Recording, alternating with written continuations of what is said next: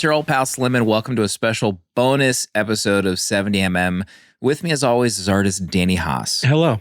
And our Val Kilmer insider, Protolexis. This podcast is not for sale. Normally, we do an episode based on the theme of that particular month, but a dear friend of ours behind the scenes has a brand new album out now, Syndicate from the Midnight. And our favorite way of supporting our friends is having them pick a movie for us to take a dumpy on. Tim McEwan, welcome to the show. Thank you very much. I love the shout out for the album. Support local. I appreciate it. Yes. Support local. You've been a long-time listener of the show. You've pretty much listened to every episode, right? Not pretty much. I have. Let's just get it out of the way. Please. It's awkward for all of us. Please. I know you guys don't want me here, and I still appreciate it. I muscled my way onto this show. I acknowledge that, and yet I don't have enough guilt to reverse the decision. No, I came across you guys' show. I remember listening in the summer of 2020 I just moved to Pasadena. I lived in LA at the time, and I was listening in my little kitchen and loving what you guys were doing. And then I became a Patreon subscriber, and I've been listening ever since. It's there's a growing trend in my life of like befriending podcast hosts, somewhat unsettling, and I'm fine with it. But no, I love you guys' show. Really, you've been in my ears on many tours, many midnight tours. Lonely nights in the bunk, Danny. You know.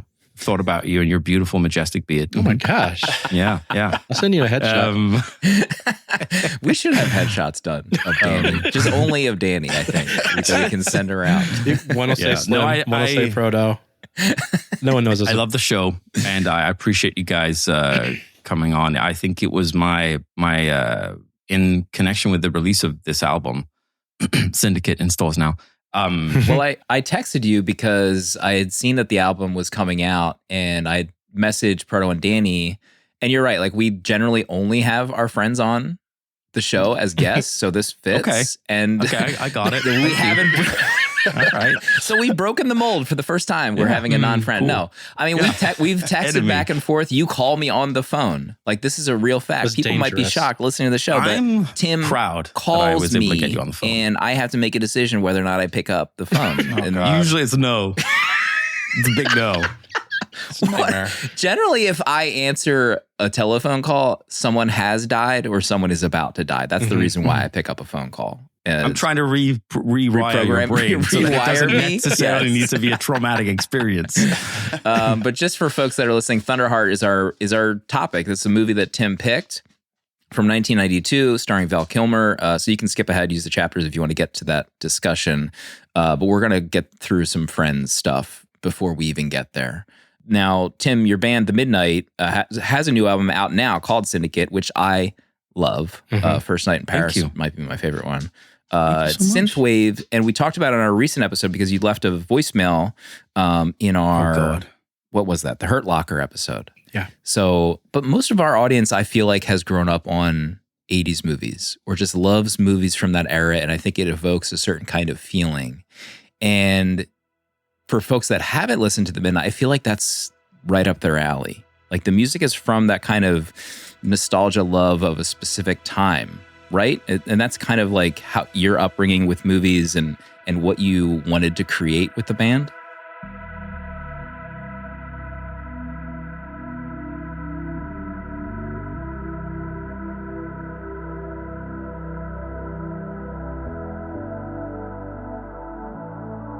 I come from Europe and come from sort of the pop background and done a lot of like electronic and pop stuff. And Tyler is a singer-songwriter from the South, akin to James Taylor or Paul Simon or Bob Dylan, that kind of thing. And so we have different references from the 80s, but the sort of the middle of the very slim part of the Venn diagram where we meet, that's The Midnight. And it is certainly, the aesthetic is very much, we write the songs together and I produce, the tracks and kind of give them this sort of sheen, this 80s sheen, I guess. you could say, and the aesthetic is very much driven by just me being a fan of that stuff. The 80s, 90s, neo-noir, Terminator, the Neon, the Tron, all that stuff is Blade Runner. It's ingrained in us as kids as well, I think. But yeah, so it was just natural to pull in these things that I was a fan of, and I felt like synthwave, when I came across it back, 15 years ago, was kind of the perfect little sandbox. It was like you were allowed to do things in synthwave that you couldn't do in at that time, contemporary pop music and top 40 radio type of thing. Now it's changed. I think it's evolved a lot. But back then, having a 32 bar sax solo was, shocking.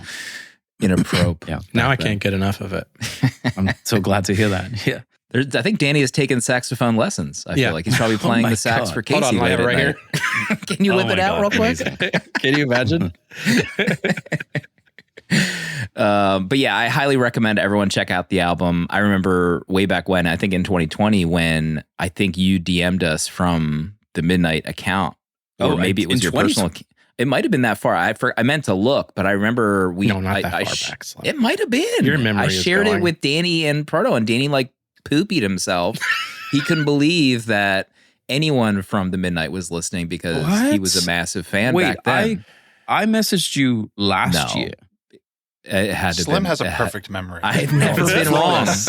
Everyone knows that the Polish have the best memories out of any group of people. So I just want to sitting over there on your throne in Prussia, the king. Yeah, he couldn't. Tim was gobsmacked that I live near a place called King of Prussia. He's like, what kind of city is named King of Prussia? It doesn't make any sense. But also, to me, there's only one king, and that's you, Slim. You're the king of Prussia. Don't let him tell you anything else. So we're talking about your inspirations and the music you love, but the movies you grew up on. So usually when we have a new guest to the show, we talk about their 4 favorite movies on Letterboxd to kind of get some background. So let's go through it. I'm already so embarrassed. What's the first on your list? Your 4 favorite movies on Letterboxd. You do have an account, by the way, folks. I do. I created a Letterboxd account. I think it was earlier this year or last year. I've been aware of Letterboxd for many years. I think I had one many years ago, but I didn't really know how to use it.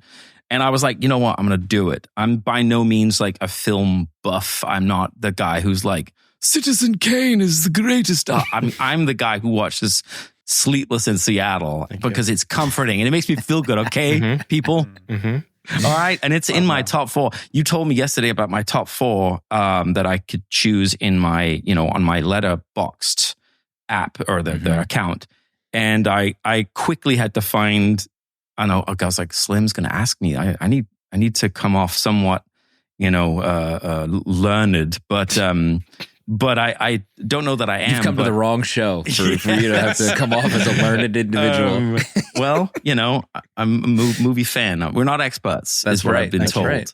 No, I kind of quickly threw 4 movies in my tops that it'll probably evolve and change, but right now I have as my top, and I'll say it's just because the background on my Letterboxd looked cool, and that's why I chose that one as my first one. Okay. But I love the movie. You guys reviewed it earlier this year. Mm-hmm. It's called The Player from Robert Altman from 1992, I believe. Frodo's boy. Yeah, dude, that movie is that talk about neo-noir and LA centric. And I was listening to and the other Confused Breakfast podcast. Sorry to it's okay. I'm not trying to start anything. You're the main, I love you guys the most. But they did they did an episode on that one too, and you guys had just done it, and I was like, and then when I had just finished the album back in May, I had a month before I was going to pack up my studio and leave and move to Oregon. I booked to get one last California sort of experience. I booked myself a couple of days in the spa that Tim Robbins and his lover in the movie go to. It's a real place. Oh, wow. It's out in Desert Hot Springs, and now I forget the name of it, but it's the one and only sustainable spa in America. That's 100% like eco sustainable and like carbon neutral, I think, and those things. Did you do the mud bath? Really cool. They don't have the mud bath. They got rid of them 4 years ago, and I was so excited. And I actually got sick. I kind of got a little bit of a cold when I was out there, so I ended up like kind of staying in my room and like drinking, Negronis by myself. Yeah, I looked up my review. My review of the player. It's funny that Danny brought that up because my review for the player is Tim Robbins' dirt-soaked balls next on 70mm pod. Majestic. Yeah, I saw it. Great movie. We all did. Great movie. What's next on your list? Listen, I mentioned it earlier, and I put it on there because it is such a comforting movie. I had never watched it. I watched it for the first time in 2021 or something in the pandemic. I was like, oh, it's on. I never see this one, and I saw it, and it's a rom-com. It's classic Tom Hanks. It's Sleepless in Seattle. Classic Tom Hanks. Classic Meg Ryan. They're on peak Meg Ryan, peak Hanks charm. And what I love about it is actually, Nora Ephron is, the GOAT. Yeah. The master. In my opinion, next to Nancy Myers and those. I mean, I'm a sucker for this. When it's well done, give me all the feel good vibes. Anyway, it's so beautifully shot. It's a Swedish cinematographer. I forget his name, something Nyquist. But it's got this beautiful, rich 90s kind of shot on film look. And that's why I really mostly prefer watching things that are shot before the 2000s, I've noticed. Not from any point of like being a snob, or it's really just, I love the way the movies look and the TV shows look. X-Files, early the West Wing. That kind of thing, Twin Peaks, like it has this richness in the colors. And I miss that now in the newer stuff. Everything seems so well lit, and I miss that high contrast. Anyway, so that one is a real feel good one for me. This is wild because Sven Nyquist is there it is. Swedish. The cinematographer for almost all of Ingmar Bergman's movies. So he did Sleepless in Seattle, but he also did Persona, Autumn Sonata, Scenes from Marriage, Fanny and Alexander. Wow. I'm going to pretend I know all of those. That's crazy that he also did Sleepless in Seattle. Yeah, it's quite a filmography. Proto, where do you stand on Sleepless in Seattle? I don't think I see a log on Letterboxd from you. Oh, I was raised on Sleepless in Seattle. I probably watched this 10 times growing up. This is one of my mom's favorite movies. Oh my God. I feel less alone now.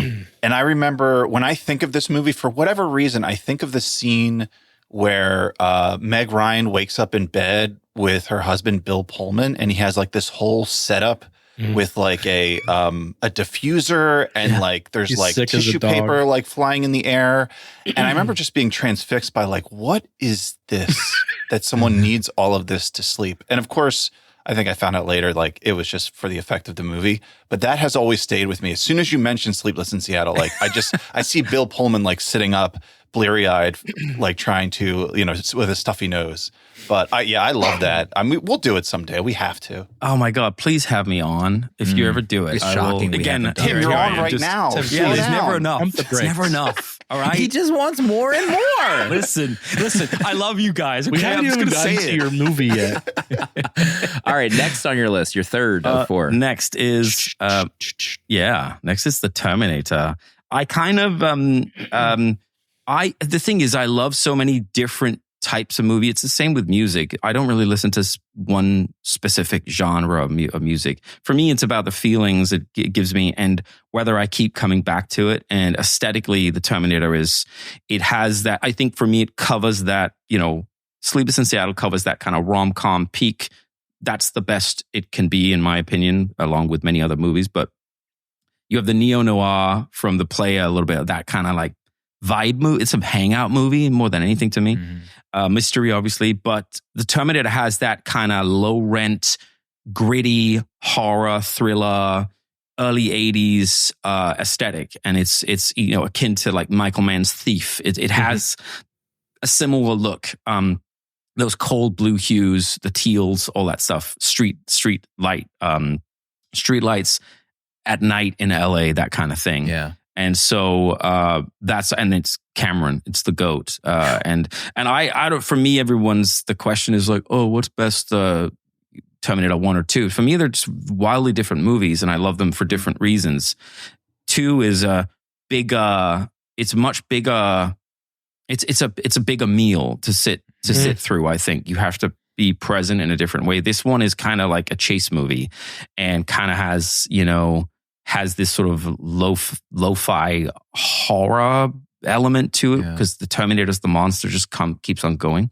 So that's why I love it. And it's a tight script. It's just, there's so many things going for it. The music. Yeah. The Terminator music, that like main theme is maybe top three main themes ever. And it's, I remember listening to a podcast about that. And when James Cameron was pitching it to the studio back in 1983 or whenever they shot it, the studio head was like, what is this? It's like, is it romance or is it a horror, like action? And he's like, it's both. And then that's where James Cameron's genius is able to weave those themes. You connect it emotionally, and you have the action. And I think the music is a really good exemplifier of that, where you have the do-dung, do-dung. But underneath all that is, when you actually strip all that away and you play the chords, if you find you can find orchestral versions of the Terminator score or theme or whatever on wherever. If you listen to the chords, they're very emotional, and it's very evocative, and it's actually a very romantic theme. And I love the juxtaposition of that. Mm-hmm. We need to do that on the show too. I mean, what are we doing? Have me on, guys. Can I come on? Every episode. All right, final fave. Final fave is, and again, I'll say this will change because I could think of so many other movies I love as well. Like Shawshank Redemption. It's like, well, obviously I can't not have it on, but I just threw on movies that in the moment yesterday I was like, oh, I love them for what they are. And this next one is classic Costner, kind of right before he was moving into his peak kind of early to mid 90s phase. I mean, I could have put The Bodyguard on here. I love The Bodyguard. Oh my, talk about the noir, the neo-noir kind of shot on film, beautiful LA just look. Anyway, this one is Field of Dreams, which just has that kind of magical feeling. It just is it's this beautiful, I love movies that live in that space where you have to have a little bit of, you have to be in touch with your inner child a little bit to buy into.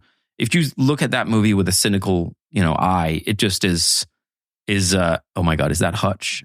That's Wooly getting onto the futon behind me. Wooly's a good boy. Let's just get that out of the way. He's looking at his reflection, I think, right now, and is probably freaked out. What a banger movie. I haven't watched Field of Dreams. I don't even remember the last time I watched it. Maybe the last time I was watching TBS, 20 years ago.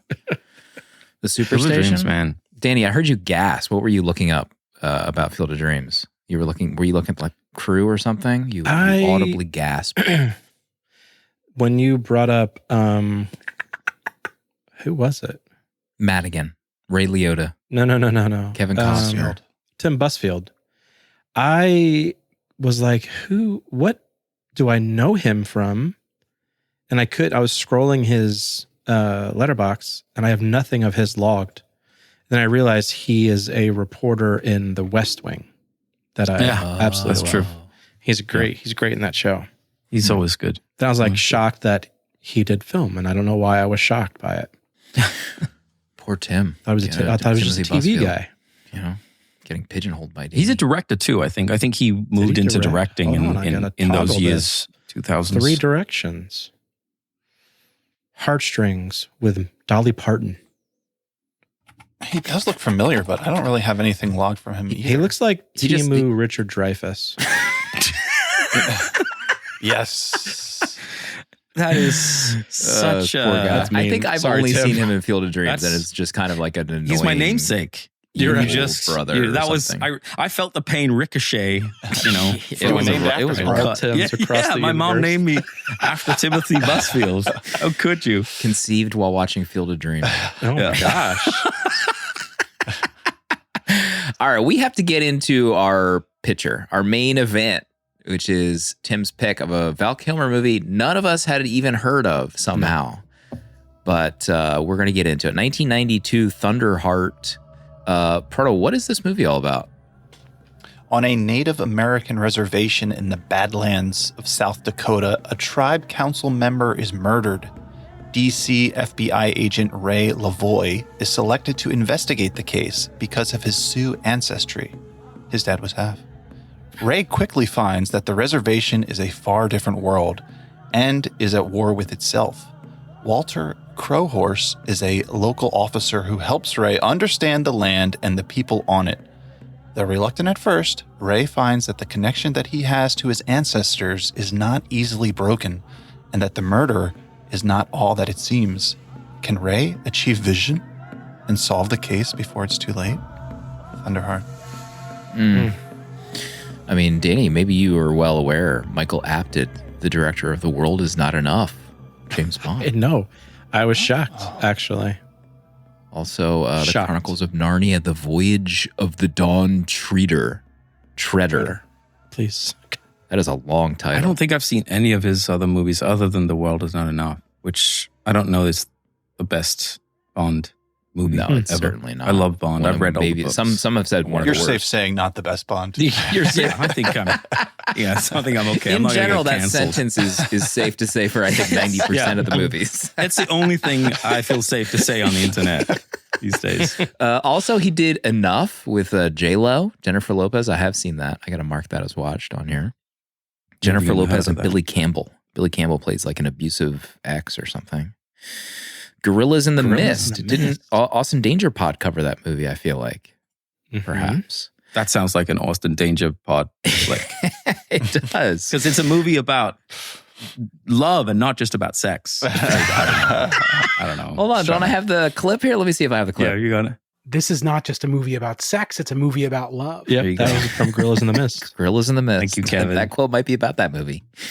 But yeah, when you messaged, you wanted to choose a movie that we had not seen, which you had said it was going to be a hard task, or the three of us all had not seen. And unbelievably, you had chosen this movie I had never even heard of. Proto, is that the same with you? Had you ever seen anything about this film?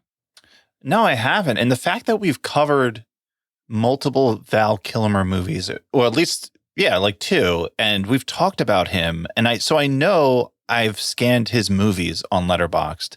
And I guess for whatever reason, this is just like one of those that, it's not high on the popularity list when you filter. And I just never really spotted it. But that's like what's amazing, about movies and loving movies is that, you can be watching movies your whole life. And then somehow you just like hear about a movie and you're like, how did I never know about this? So I had no idea this even existed. It's funny. It's like, how did I never know about this? But also, how did I never know a film by one of the most famous actors of all time? How do I not know that about him, about either? Like, it's right down there. It's right down there next to The Saint, which I love from Val. And it's like, how did I miss this?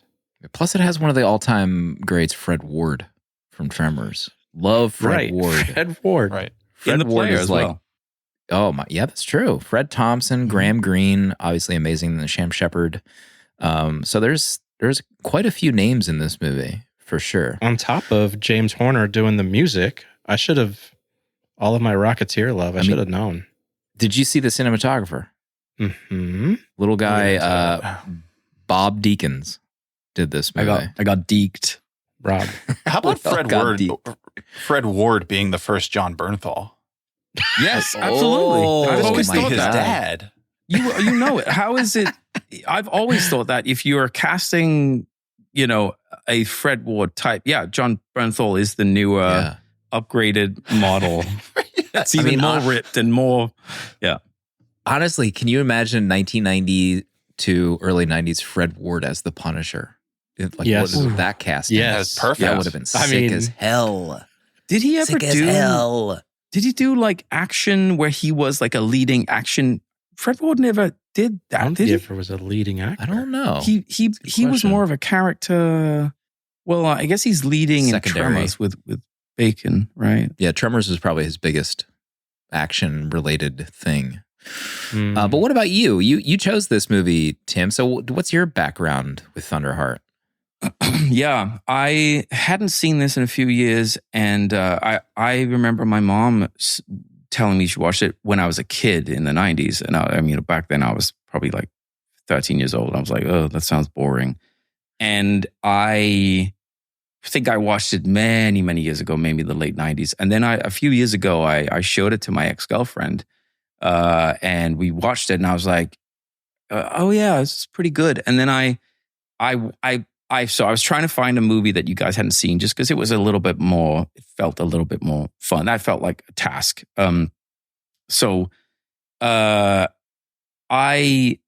I've rewatched it twice this week. I watched it again last night, and I just it's a darker movie than I remembered from a few years ago. Like it's heavy in the sense that the things that happen, it's all happening and keeps happening in the world, but where it goes, the tone of it is, I think, I don't want to say it's inconsistent, but I think seems like Michael Apted has this, maybe we're getting too granular, but he's very sort of real he's very good at creating those real moments that feel really human. And I love that.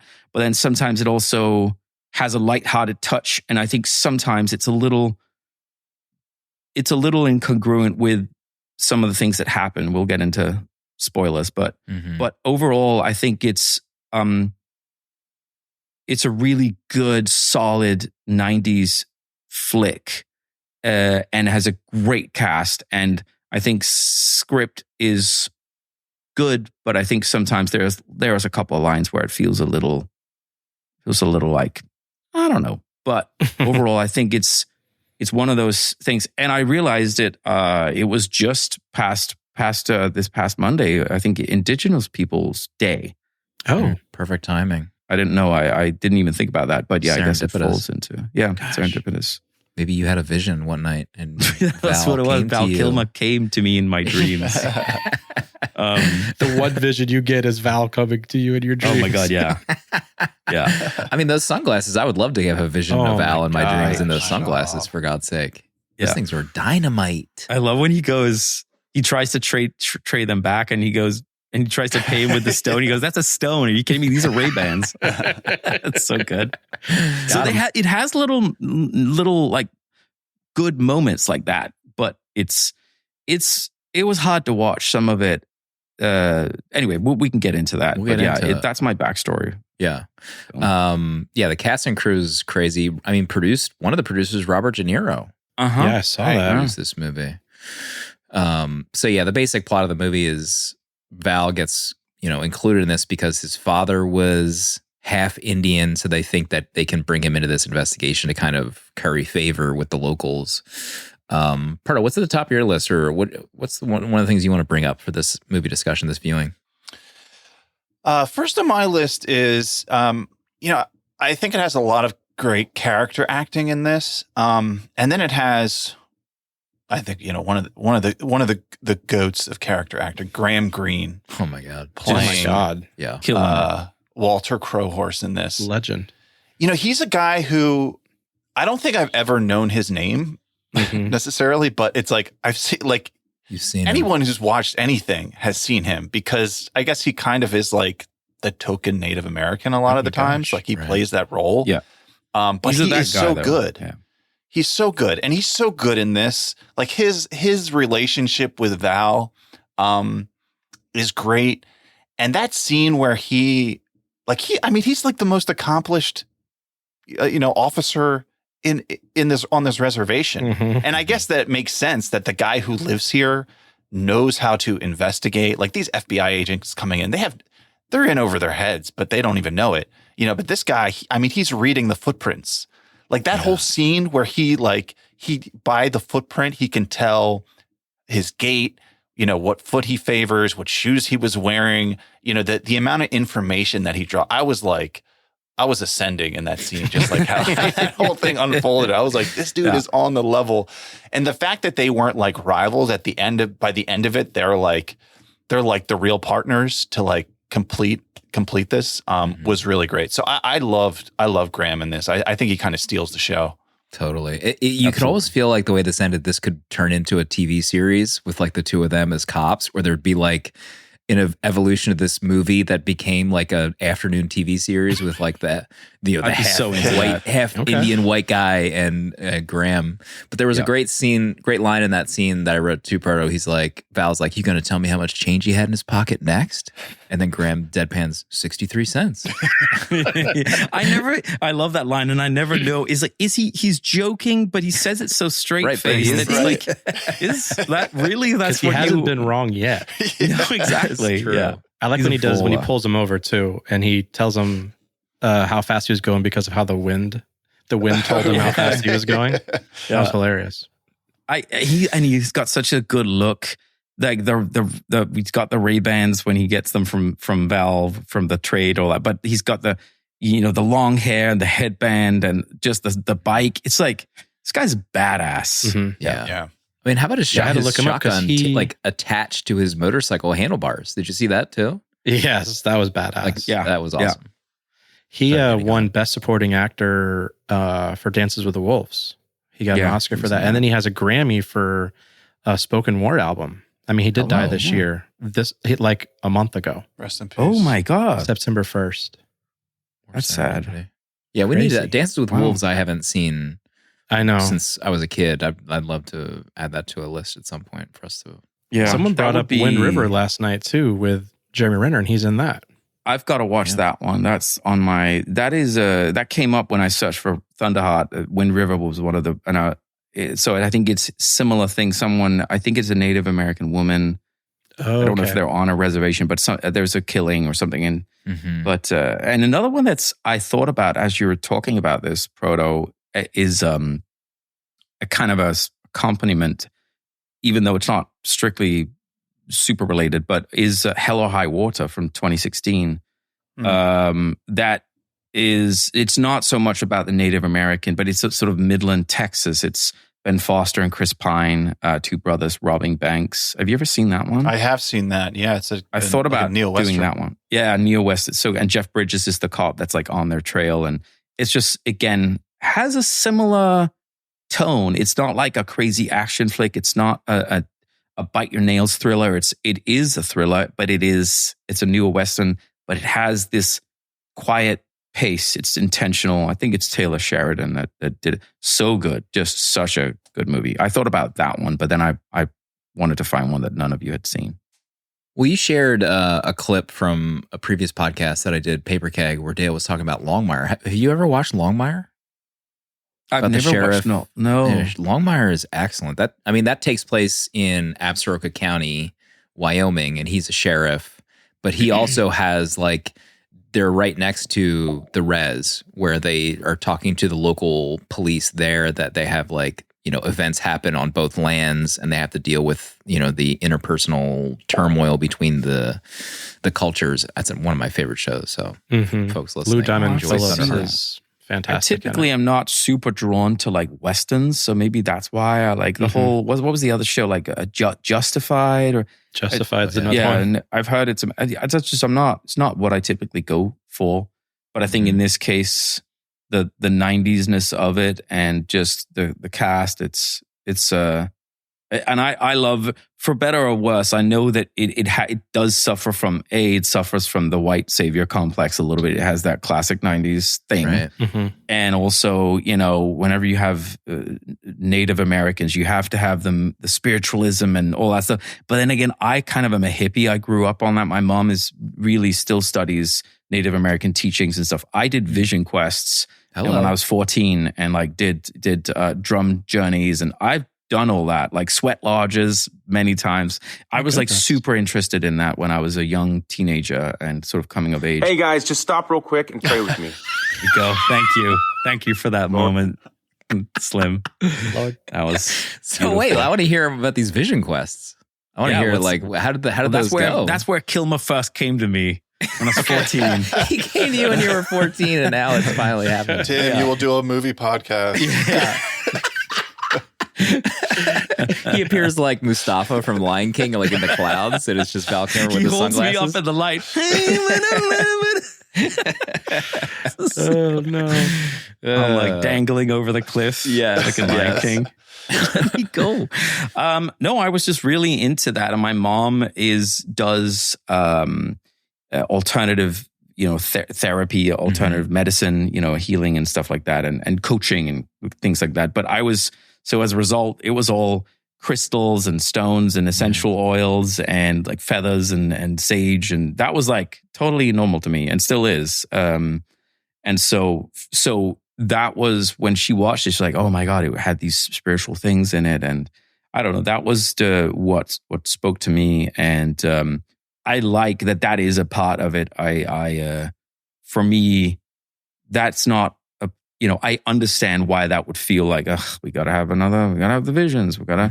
I get that. But for this story, I think it helps further Val Kilmer's journey. Like it would be to me, would be more of a one-dimensional journey. He starts out as an absolute dick, gun-toting, aggressive dick. Seriously. And if you don't, and then he warms up, you could do the story without all the visions and the, I guess. But to me, that's would feel a little bit more slight and a bit more of a plain journey. This, to me, there is, it adds a depth to it that I don't think it would be there if you didn't have the sort of spiritual side. But it certainly is. It's a really fine balancing act, I think, sometimes. But then I also love how it's flipped on its head, or kind of it's subverted sometimes when the old, I forget the name, but the older sort of chief, or the old guy with the sort of wrinkled face who gets his Ray-Bans. Yeah. Petrified grandpa. Yeah, the grandpa. I love the moment when he suddenly flips to English because he's pissed off.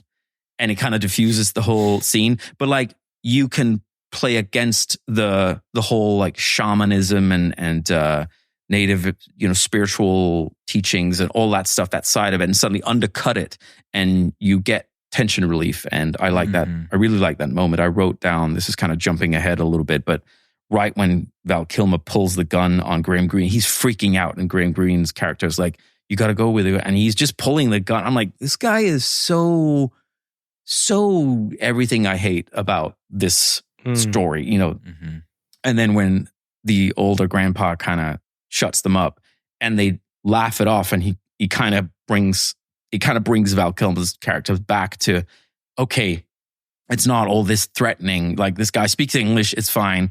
And I love the little subtle thing I noticed both times I watched it. The Graham Greene's character kind of goes, they laugh it off, and he goes, man, you giving me a scare there. Are you okay?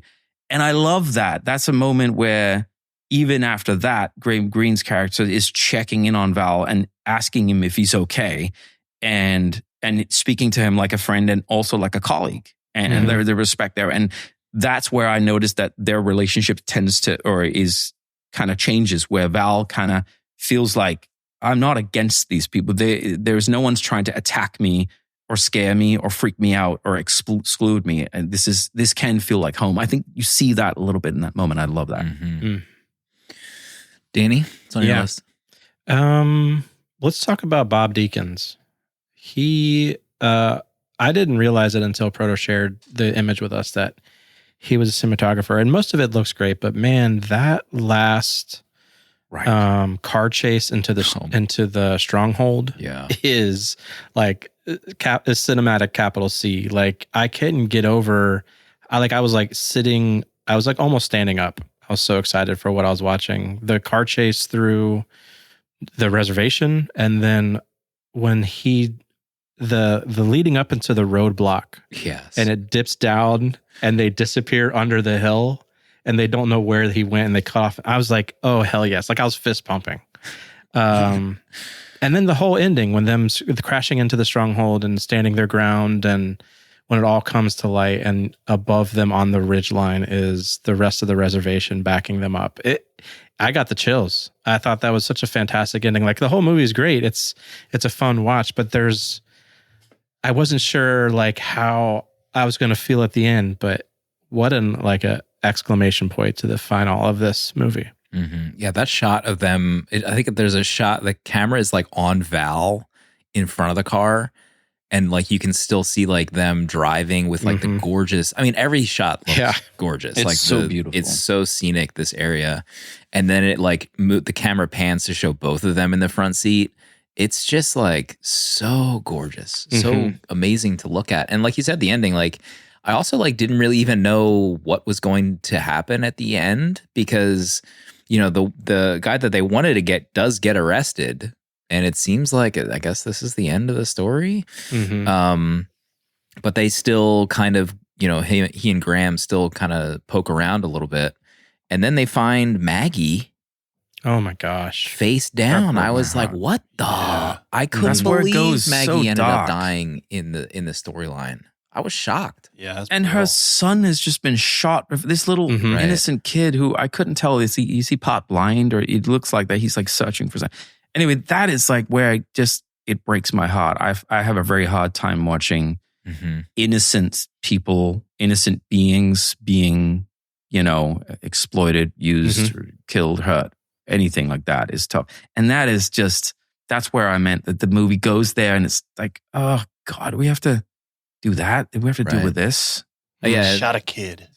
And the way he was just reaching for a toy is one of the most realistic things, like that it happened. But yeah, like I was shocked Maggie died. I did not see that coming at all. And I mean, it got real. Like honestly, I didn't even pay attention to the point where like, I mean, I was paying attention, but I didn't think it was going to be our boy Frank running the whole scheme. In like tearing this town apart. Who was like, Frank again? Frank was Sam Shepard's partner. Frank Coutel. You're right. Sam Shepard. Yeah, Cooch. But like Graham was like slowly piecing together. Like he found the casing, the like federal, you know, casing or whatever. But I don't know. I felt like Frank kind of played it pretty even keel. Proto, what did you think of Frank Cooch and the revelation of what was happening? I felt like I kind of was sniffing this out early on because it kind of has like that formula of, you know, here comes in the newbie with the old vet who already has everything figured out. Hey, just come along for the ride. We got this sorted out. We know exactly. And then, I mean, they kind of then like halfway, like once they pull the sedan out of the river, like, you know, it's pretty clear. But I think it works great, this story. And actually, I mean, it's hard not to think of Killers of the Flower Moon while watching this, of just how similar a story. And Tim, you said that earlier of like, these things were happening and like are still happening. And just like thinking like, it's kind of like the same thing happening 100 years ago in that, you know, story as well.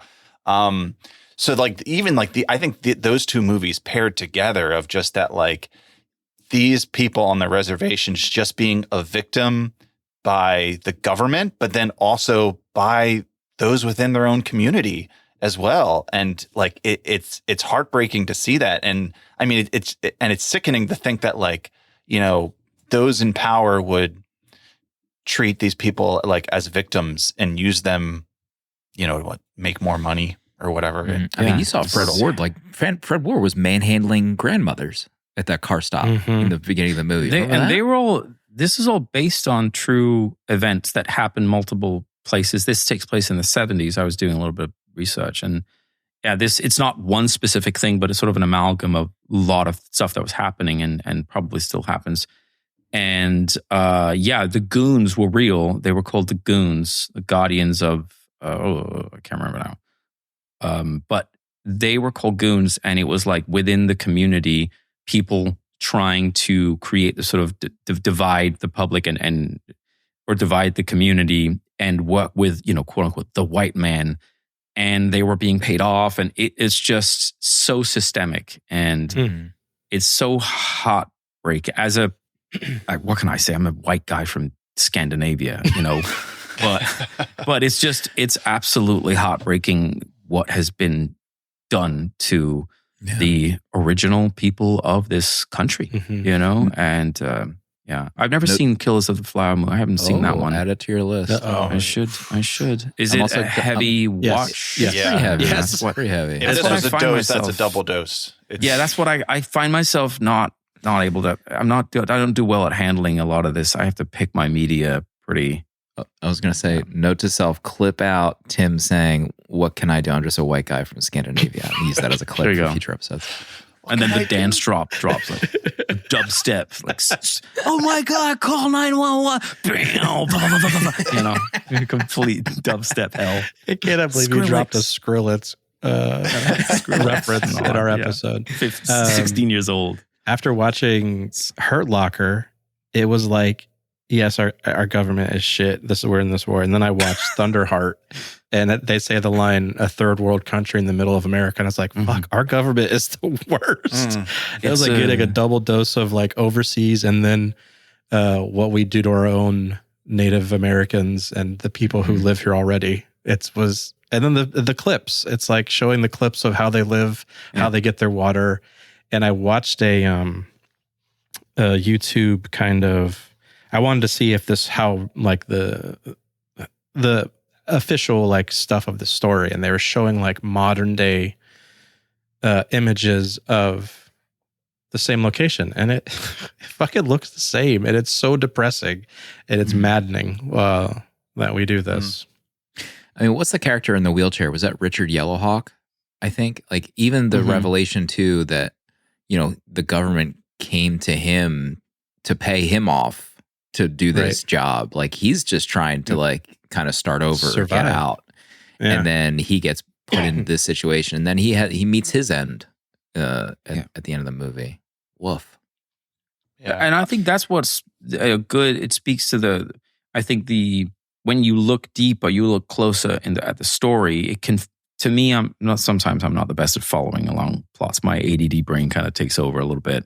But when you really get into the intricacies of the plot and the story, it has those little moments that I think elevated there's such detail, and I don't know. You really kind of get into showing how systemic this is and how it's all orchestrated from, you know, the government and to get their way and to kind of manipulate a whole community. Yeah. Back to Deacons just for a second, because please. Tim, when you sent us this movie, you know, I'm seeing Thunderheart 1992, and like the poster cover for this, I'm like, oh my gosh, like Val Kilmer collecting a paycheck in the 90s is what we're doing. But then when I saw the Deacons and like De Niro on it, like I definitely sat up in my chair. I was like, okay, this is a real movie. And even from the opening shots, I mean, it's gorgeous. And what you were saying earlier about when you were talking about your favorite movies, of the way they looked, like the way this movie looks, like the warm tones in this movie. Gosh, I don't know how they do it, if it's like shot on a certain film or whatever, but just like the whole color palette of this movie is gorgeous. And then Those also cool blues too, as well. Like the idea of yeah. giving Deacons a camera in the Badlands. Yeah. I mean, Oh like, my what more God. do you need? Yeah. Like this Came up with that. landscape is incredible. Those flyovers that they do, gosh, I could just watch that all day.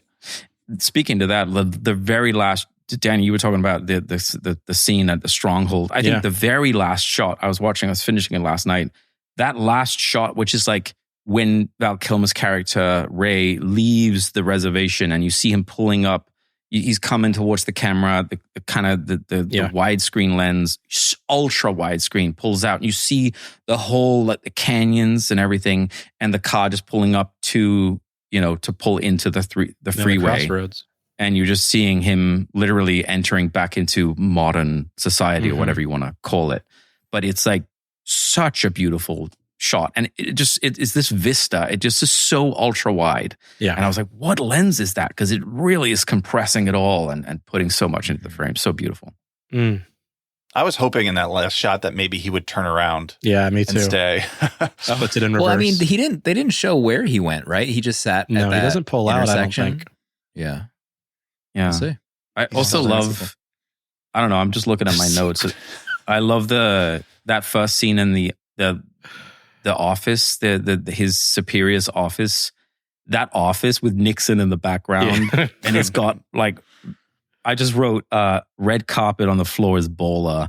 He's got red carpet, and it's these like mahoganies and deep rich. I was like, that office is what I aspire to.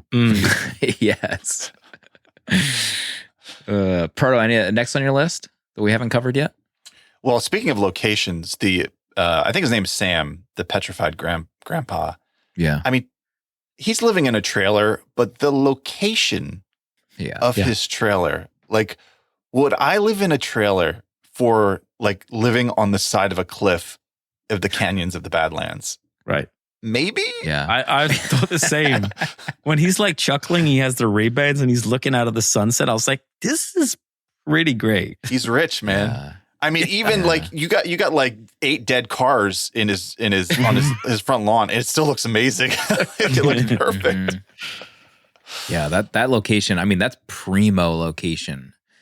I remember I told the story a few times. But when we did that like road to Hana in Hawaii, you're like driving up the mountain and you pass by, locals that have lived there their entire lives, and they have like, that's kind of like what their house looks like. They have like cars that are run down, just like being overgrown in the lawn. And then you pass by someone who had paid for the parcel and it's like a $10 million house. But like, that's what that feels like. This location feels like, if you were to buy that location, like you can't really buy it. It's just like, so gorgeous, so primo. And it's, I would absolutely live in that trailer. I mean, he had to work in TV for half the movie. That's all got destroyed. That's all I need. The cops. Yeah. Streaming Hulu on his little Philips. Oh my God, that dog was great 1992. too. The 3-legged Jimmy dog was a good boy. Yeah, I only noticed that he was 3-legged on my second watch. He was. Yeah, I think so. Yeah, he was. I'm so glad nothing happened to him. Yeah, he survived as well. He should. Danny, next on your list? Man, we've covered a lot. I have Menchies. Oh, sure. Well, one thing, Jimmy Looks Twice. The actor played by John Trudell. John Trudell was in the 70s the chairman of the American Indian movement. He was an actual political activist that they cast in the role of Jimmy Looks Twice, which is the guy that's getting arrested when they do the old badger in the hole trick to Sam Shepard. Oh, yeah. Oh my God. Amazing. I jumped. Can't believe you fell for that. What an idiot. I just really love that the authenticity that they kind of brought to this film by bringing someone who was the chairman of the American Indian movement at the time in the 70s, and his line of at the end, I guess maybe towards the end, where he says, sometimes they have to kill us.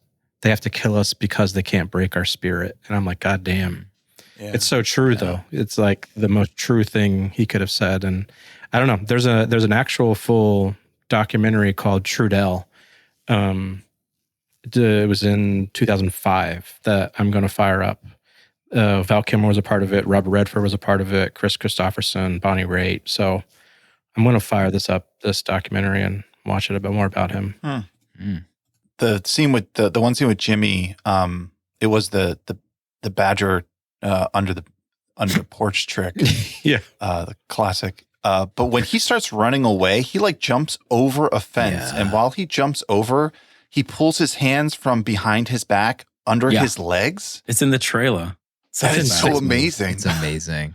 I wrote that. I noticed that too in the trailer. Such a badass move. Amazing. But I can't even believe he tried to run away in that moment. I'm like, this guy is dead. Yeah. Right? Yeah. How does he even get away? Well, don't they like kind of hint that he shapeshift into that deer? Oh yeah, they do say that. Yeah. Don't they kind of like they cut to a deer and then like they can't find him? Oh, interesting. I don't even. Wait, I never got that. I thought that was just he looks because he hears something move and then it's just a deer. I didn't make the connection that maybe that's him. Yeah, that's what I thought, that they were like saying, like because they bring up shapeshifting a couple times in this. And she says it, the school teacher. Yeah, and so he just like all of a sudden is gone, and they show the deer like hop the fence and get away, and they don't shoot it, and it's like, was that? Right. Did John shapeshift into a deer? Jimmy, right? Or yeah, excuse me, not Jimmy- John. That's Jimmy his the real deer. name. Jimmy Two looks twice. I'm going to believe that's what happened. I love that. I like that read. This is unrelated or not, but I'm just kind of jumping around looking at my notes. But there's a line where, is it close to the beginning where is it the school teacher or something saying, I think he's Val Kilmer's coming to visit her. He wants to question her. She says something like, "You're as far from yourself as a hawk from the moon." I was like, that's beautiful. That's like such a. I love a they couple call them good lines like Washington that. Redskins. Washington Yeah, Redskins. Washington Redskins. Oh, and That he was so goes, funny. "Watch out! Around here, I'm the FBI, full-blooded Indian." Yeah. Like it has those little zingers where I'm like, enough levity. yeah. But I at some points I just find it's not like incongruent. It's just I think it's the where the story gets taken to with the kid getting shot, and then is he going to live? And he lives, and then the mom gets killed, and it's just like, oh, we're going there, and I think that affects me so much. I don't know. This feels like a movie that needs like a Vinegar Syndrome release. Yeah. I feel like nobody talks about this movie, but I mean, it is gorgeous. It's a great movie. I don't know. I wonder why it's not talked about more. Maybe it just has never had that kind of wide distribution. Yeah. I thought about that too. I think when it came out, I mean, it just didn't. I don't think it connected. I think it lives in between spaces a little bit. It has this very somber tone, but it's also got the sheen of a big budget Hollywood drama. Mm-hmm. So, but it didn't go full Dances with Wolves in the scope of things. Yeah. It's a smaller story in a sense. It feels like it feels more intimate, and that's a pro. I think that's a good thing. But maybe that's where it didn't feel. I guess that's what I mean by imagine if it had. I think Michael Apter did a great job. I haven't seen a lot of his movies. I've only seen the James Bond one, but I know the tone of his stuff, like Nell and Gorillas in the Mist. It's very deep and real feeling, I think, is my impression of his work and his style. And I wonder if this movie had a different director, not like your Spielbergs or not like that, but someone that can maybe sell you on the Hollywoodness of it all. I don't know, that serves it up a little bit more like easier. It's like some of these things are so real, they feel maybe they're less palatable to a general audience in 1992.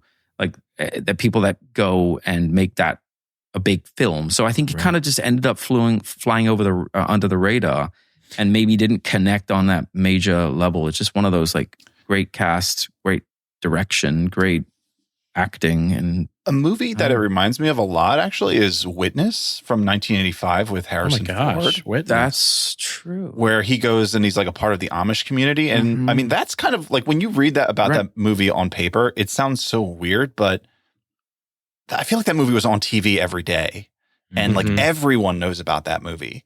And like, I mean, it starred Harrison Ford, and I would think that like, is Val Kilmer as big in the 90s as maybe not as big as Harrison, but it's still like a similar kind of like, it's a part of like the smaller community. Yeah. But yeah, like I've never heard this movie mentioned ever. So it makes you wonder like why some movies don't, maybe it's like, I don't know, it's not very sexy, and maybe it is like, it's too real. Yeah. Like when you watch this, you're like, dang, say. this kind of sucks. I mean, You know, how many for people everybody. went to go see Killers of the Flower Moon? Right? Didn't that movie essentially like, wasn't that a bomb? Did it even, Right, was it probably. even in theaters? Yeah, maybe it only got a limited release or something. But Cinema's dying, guys. Oh, John Trudell was also in another movie that we've covered, a Native American movie, which was Smoke Signals. Never even heard of that. We covered that a couple years ago. I think it was a cage pick from Megan. Yeah. That was a fun movie. Let me see if I have my honorable mentions here. Can I ask a dumb question? What is yeah, go ahead. honorable mentions? Honorable mentions. It's just things you picked up on from the movie? It's like the rest of my notes. Maybe like that I've didn't got make it a bunch into my of top honorable 3. mentions. Let's then. hear 'em. Let's hear. You go first. No. You go first. It's your show, Slim. All right, It's fine. thank you. Let me control is my Slim show. show. Thank you. Fred Ward the goat beating up old women. And he's like, God, his goons, like his hired goons, just there's such a mess over there. Some other good quotes. from Graham. Slim's like, finally some good content. This is what I'm here for. Been waiting for this. You got to listen to the trees, Hoss. Graham was telling Val, and Val was like, I flew in here from a place called the 20th century. Yes. Great stuff. Oh shit, the kid gets shot. That was like a shocking moment. I was very shocked by that. There's just, visuals, 6 shot of them driving up the hill with him in the car, like when they're taking him to the hospital, I think. Yeah. Full-blooded Indian. That's not power, that's paper. When he brings to like show her the ticket. And like that whole conversation I thought was great. Like she talks about power as a rainstorm. I have that in my notes too, if I may comment on that too. I like the moment. I totally get what it's doing, but I also thought, because she goes, that's not power, that's paper, Ray. Power's a rainstorm, Ray. Power's that river right there. And I was like, all right, well, you know what he's trying to say. Come on. Like, I know, I understand, but it's like, but this doesn't make sense. Mm-hmm. I don't know. I understand. She's tired of the white man. They're not helping. The government has not helped her. Oh. And look what happened to her. She was right. Listen, guys, if anyone gets it, it's me, this white kid from Scandinavia. If I had clipped your statement already, I would have played it right there back to you. I really get it, guys. I even wrote like, Jesus F, it's Maggie. She's dead. I couldn't believe that they turned her over. So dark. Also, what exactly, just because it's anyone that speaks up in the community, essentially, right? But like, what did she do exactly that made? I mean, maybe she uncovered it. Maybe she found the other missing piece, because they do kill the guy in the wheelchair too. So like they realize that something has leaked and they need to clean up. Didn't she give him the ticket? Yeah, it was under his door. Oh yeah, that's true. That's you mentioned. Was it you, Proto, about Frank Guttel and how Sam Shepard's role, how he plays it well. It's like he's the old kind of guy who's like dealing with Val Kilmer. He's the new guy coming in. He's like, I don't want any questions. I just want to do my job. But I like how it's played, because obviously at the end you find out, he's part of this whole thing, and obviously it's pretty clear. But it always feels like we're just having to deal with these people. It's kind of underplayed, and it's almost like they're just gaslighting everyone. It's like, can you just get on board with the program? This is happening, whether you like it or not. It's like the banality of evil, essentially. The kind of, at the end of the day, it comes down to a large group of people just doing their job, quote unquote. You know, that they're so detached that they're only one part of the cog, and that's where so much pain flows out of this sort of machine, right? So much loss, and it just comes down to the different cogs in the machine just playing their part and getting their paycheck, and that's their career. And Frank Guttel wants his record to look spotless or whatever, because you hear in the beginning Val Kilmer goes, "Oh my God, Frank Guttel, he's a legend," and so he's like, it's an honor. And then the second he gets there, and Val Kilmer's character is trying to, he's like, what about these? He has questions. He's like, you're not gonna. My God, that scene, so uncomfortable. How did all the locals know his backstory? In the water. Everyone he interacted already knew that he had some Indian heritage. Aura. Yeah. His aura. They listen to the wind. Oh, yeah. They probably all, were notified ahead of time. You're right. The ending when he goes to, what was it called? Stronghold. Yeah, he was being told to go to the Stronghold. He finally, gives in and listens and just drives. And that whole scene was great. And then the big reveal at the end. I wrote, "They're up on the hill. Let's go," in caps. I had a great time watching this. This was a lot of fun. I think I'm at maybe 4.5 stars. Oh, honestly, what? My It's a lot of fun. I mean, it is gorgeous to look at. It's got Val Kilmer in it. I love the writing. Honestly, some of these lines I wrote down a ton. I mean, Graham is amazing. It feels like it needs like a boutique release for people to kind of pay attention, in my opinion. Yeah, I agree. Tim, what's some of your honorable mentions? I think we went through some of most of them now, and actually we just talked them. But see what else I've got here. I thought the goons and their barricades are terrifying. that feels real, and it feels really scary. And that the first barricade you come through, and you see the goons rummaging through this family. They're being terrorized, and it just that struck a chord in me. And and let me see what else I got. I love at the very end. You see Graham Greene's character. What's Graham Greene's character? What was his name? I have it up here. Keep saying Graham Greene's. Walter Crowhorse. Walter Crowhorse and Ray and Val Kilmer. His get up. He's got this. Graham Greene's wearing this purple shirt, red bandana. He's got this long hair. Just an absolute icon. And then Val next to him in his like Canadian tuxedo. It's like, let's go. I think we might have gone through all of What's your rating? Things.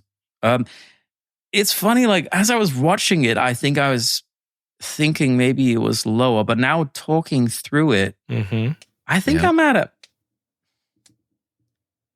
4. Okay. I think I'm at a 4. Okay. My gosh. I think I'm brave enough to say I'm at a 4. Be brave. I'm just going to be honest. Had Slim said 2 or 3, I think I would have stuck with a 3 because I'm scared. I want to be liked in this group. Absolutely, I'm a weak-willed human. No, I do think it has. What's the word? It has this sort of. Feel of this is quality all around. Something about it doesn't 100% connect to make it like one of the greats, where it's like it's not The Fugitive. It doesn't have that. I'm not saying that's good or bad or wrong, but I think those kind of classic movies that end up really like becoming classics, they have a little bit of that. It's a little easier. You get a little bit more sugar for the medicine to go down. And this one is not so interested. I don't think Michael Apted as a director is so interested in feeding you the sugar with the medicine. And I don't want to say that it's like a message movie, but it kind of is, I think. But it still is so well done and so beautifully shot and such a good cast, so well acted all around. I don't think there's any of the actors that don't bring it. Maybe the kid. I would say it lives up in there in the 4-ish stars. Did you just say the kid that got shot, Danny? He could have played it off a little bit better. Yeah, that's true. I didn't buy it. When it started and it's like, Ray, you're a quarter Indian. We're going to send you here. I'm like, oh my gosh, Val Kilmer. But is he? By the end of it, I'm looking and I'm like, you know what? Maybe he can kind of go off as like a quarter. I think so too. On his Wikipedia page, it says Kilmer's father's ancestry included Irish, German, and Cherokee roots. What? Whoa. Now, and then I was wondering, like, is that why they casted him? Because, like, maybe it's meta. What the? Who edited that wiki page? Yeah, that was me was on there. Night. It's a bit. Says last edited in Oregon. Got him. Speaking to that, I thought about this last night too, and I thought some people are going. I was listening to some different reviews on the movie, and some people are like, "Oh, I'm not buying it. Oh, Val Kilmer, he's so white." But I think you meet people all the time. You meet people in real world that go, "Oh, I've got a fifth Sioux in me, or a Cherokee, or a Native American," and you don't go, "Do you?" Like you go, right. "Oh yeah." It could be the most blonde person. Like, yeah, then maybe they have some thing in their lineage, and so I think it's only because it's a movie that you question and you kind of scrutinize like Val's. I actually do think I didn't even know he had the real bona fides to back it up, but until you added it to the wiki. Buy it. Listen, don't worry about it. Anyway, I love the arm, their symbol with the circle with the two feathers that they paint on the bar. I think after they throw the Molotov cocktail in. I also think it's so funny that the idea that like that when they find the first body, they're like Sam Shepard's like, there's the arm symbol. It's a circle with the feather. I'm like, this idiot just believing that, like anyone could do that. But then I was like, how many times have I heard on the news like ISIS taking credit for this yada yada, and I just like believe it. I'm like, oh wait a second, I guess that's me thinking. I thought it was funny how so many of the Indians called each other Chief, like the hit the road Chief. Yeah. Like Chief was like their main nickname it's like for bro. People.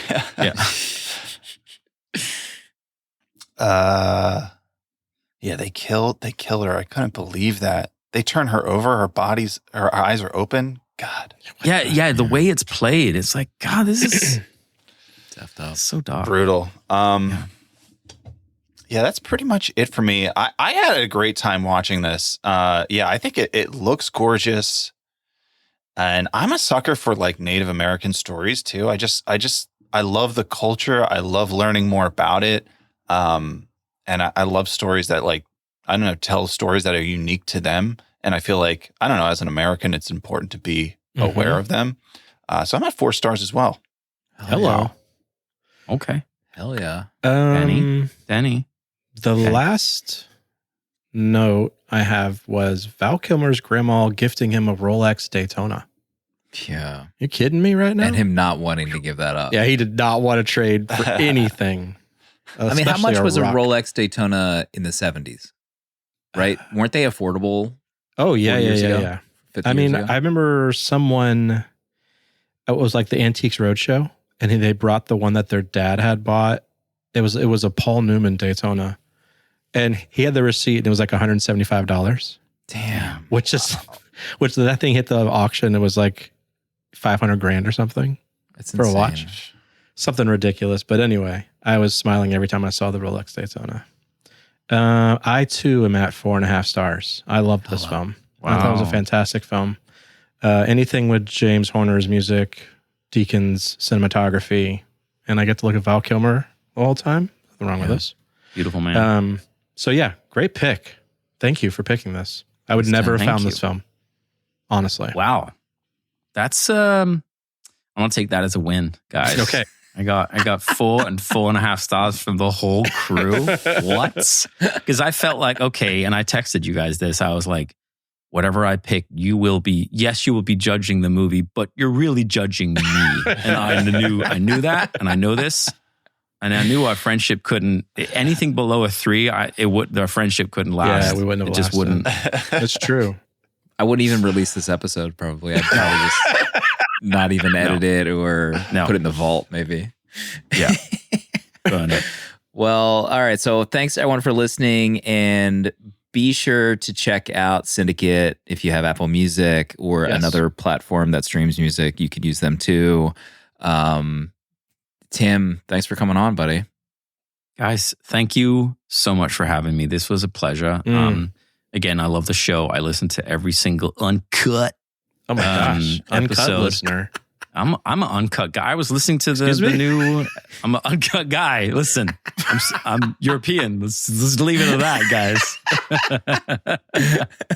No, I was listening to the Hurt Locker uncut. I'm about 35 minutes into it. Oh gosh, you mentioned that there's a voicemail from me. I'm dreading it. It's coming. Yeah. I'm not proud of who I am, guys. I have to live. And maybe I have to live with it. We'll have to live with it. I mean, maybe we can always circle back for Field of Dreams. Oh my gosh. Sleepless in Seattle. Or what was the other one? Terminator. Terminator. I mean, those are some big picks. Those are some big picks. Should I just become a 4th guest on the show? Maybe I'm just a recurring guy. Anytime this is Tim's last appearance on the show. Thanks everyone for listening. Everyone is screaming at their iPods. Don't let it happen. Appreciate it. No, we appreciate you, and a great pick. Everyone listen to the album, and we'll see everybody next time.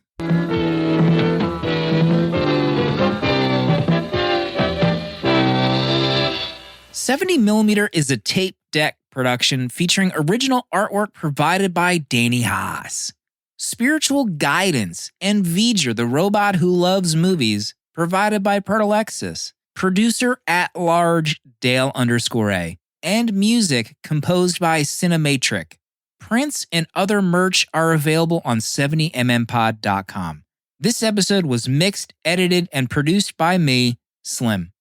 Support our Patreon for access to our VHS Village Discord to talk movies with new friends, access to our exclusive episodes in the 70mm vault, discounts on merch, uncut episodes, and a physical membership card mailed to you. To check out other Tape Deck podcasts, find the link in the episode notes. And if you'd like to support our friends at Letterboxd and upgrade to pro or patron status, you can do so with a 20% off discount using the links on 70mmpod.com.